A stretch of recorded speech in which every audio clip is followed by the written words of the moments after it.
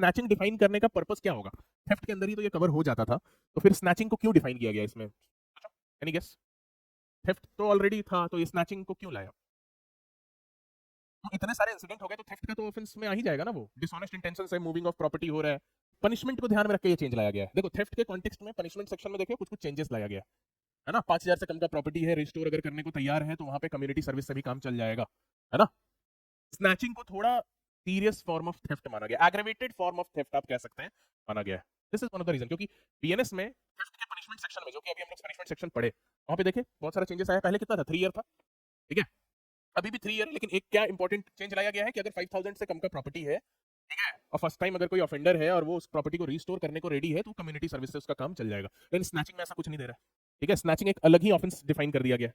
अगर नहीं डिफाइन करते तो थेफ्ट में ही आता।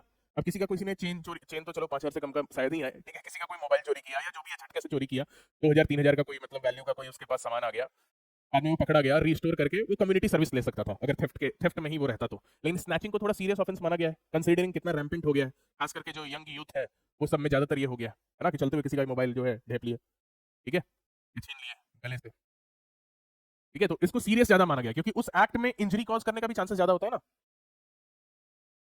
कान किसी का जो है, कान में इंजरी हो जाता है, कान से वो लोग छीन लेने का कोशिश करते हैं, है ना, राइट।